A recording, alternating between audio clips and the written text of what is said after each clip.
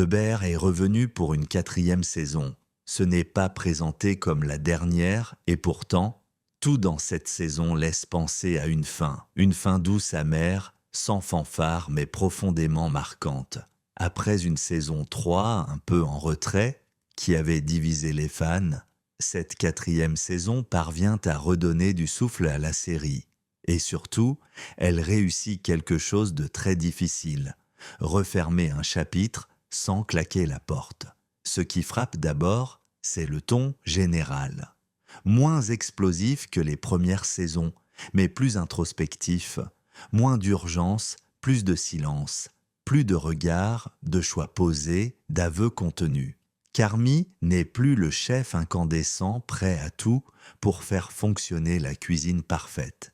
Il doute, il se fatigue, il change, et cette fatigue, elle est partout dans la saison. Pas une fatigue négative, mais une usure naturelle, celle qu'on ressent quand on a trop donné, trop encaissé, trop espéré aussi. Dès les premiers épisodes, on sent que Carmy est ailleurs. Il continue à bosser, bien sûr. Il fait tourner la cuisine, il tente des ajustements, il cherche encore la perfection. Mais l'obsession n'est plus là. L'étincelle s'est éteinte. Il se répète, il se lasse. Il compare sa vie à un jour sans fin. Et c'est exactement ça. Chaque service ressemble au précédent. Chaque tension se rejoue comme un refrain usé. Il commence à se demander « Pourquoi je fais encore ça ?» Autour de lui, les autres personnages continuent à avancer. Sydney, par exemple, prend de plus en plus d'assurance. Elle doute parfois, mais elle ne se pose plus les mêmes questions. Elle a encore faim, elle a encore envie. Et surtout, elle comprend ce que représente le Ber.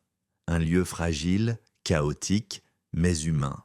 Un espace où les liens comptent autant que les plats. Elle aurait pu partir, accepter une belle proposition ailleurs. Mais elle reste, non pas par fidélité aveugle, mais parce qu'elle a trouvé là une forme de famille.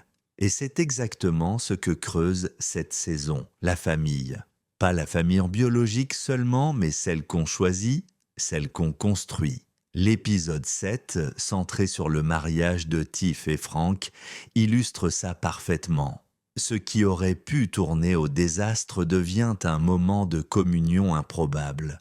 Chacun met ses armes de côté, partage ses peurs, danse, rit, s'abandonne, et Tiff, qui craignait de perdre ce groupe à cause de son divorce avec Richie, découvre qu'ils sont tous là, toujours, qu'ils ne partent pas. Richie d'ailleurs est l'un des grands gagnants de cette saison.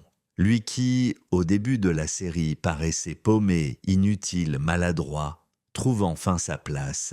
Il évolue énormément. Il devient un vrai moteur dans le restaurant, quelqu'un qui comprend l'âme du lieu, l'importance du service, la mémoire des détails. Il se voit lui-même comme le sable sous les cailloux. Une belle image pour dire qu'il est celui qui relie tout le monde sans forcément en avoir l'air. Et puis il y a Carmy. La grande décision de la saison, c'est la sienne. Il finit par dire stop, par admettre qu'il n'a plus envie, qu'il ne peut plus faire semblant, qu'il a monté ce restaurant non pas pour son frère, mais pour fuir le deuil, pour ne pas affronter l'absence, le vide, la culpabilité. Il n'était pas là quand Mikey est mort. Et il s'est plongé dans le travail pour ne pas y penser. Mais la douleur est toujours là, et elle l'épuise. C'est une discussion avec sa mère qui va tout débloquer. Cette mère qu'il a fui, avec qui il n'a pas parlé depuis des années. Ils se revoient, ils se parlent. Elle s'excuse, elle reconnaît ses erreurs. Elle dit qu'elle a échoué avec ses enfants. Et dans ce moment de vérité, Carmy voit enfin quelqu'un d'aussi brisé que lui. Quelqu'un qui essaie de faire mieux. Il se reconnaît en elle et il comprend que lui aussi doit changer, qu'il doit se libérer de ce qu'il porte. Alors il prend la décision de partir. Il laisse le Ber entre les mains de Sydney et Sugar. Et c'est un geste fort. Ce n'est pas un abandon, c'est une passation, un choix lucide. Il reconnaît que ce projet n'est plus le sien, que d'autres peuvent le faire vivre mieux que lui. Il leur fait confiance, et il se libère en quelque sorte.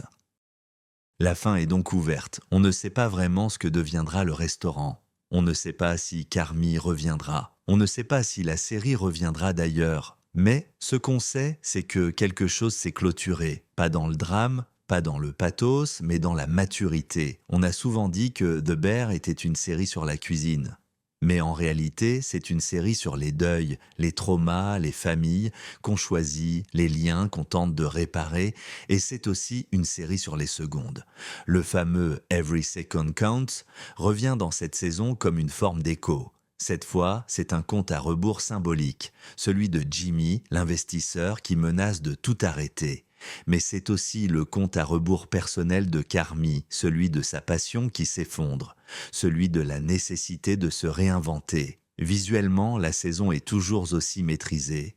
Les plans de cuisine sont hypnotiques, les dialogues claquent, le rythme est plus lent, mais ça fonctionne. On respire un peu plus, on laisse les émotions se poser. Certains épisodes brillent vraiment. L'épisode 4, centré sur Sydney dans la maison de sa famille, où le temps semble suspendu. L'épisode 7, dont on a parlé. Et quelques scènes magnifiques entre Marcus, Tina, Sugar, qui viennent apporter de la chaleur à l'ensemble. Certains regretteront peut-être l'intensité des premières saisons. Les flashbacks, les épisodes solo, les prises de risques narratives. Il est vrai que cette saison 4 est plus linéaire, plus posée, mais c'est aussi une façon d'achever un cycle. Il fallait du calme après la tempête.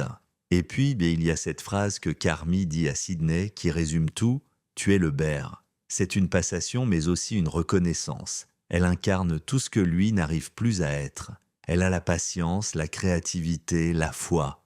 Elle est la suite logique. Alors, est-ce que The Bear va revenir? Peut-être. Est-ce que c'est nécessaire? Pas forcément. Cette saison 4 peut suffire. Elle referme doucement l'histoire, elle ne clôt pas tout, mais elle apaise. Et surtout, elle nous laisse avec l'essentiel.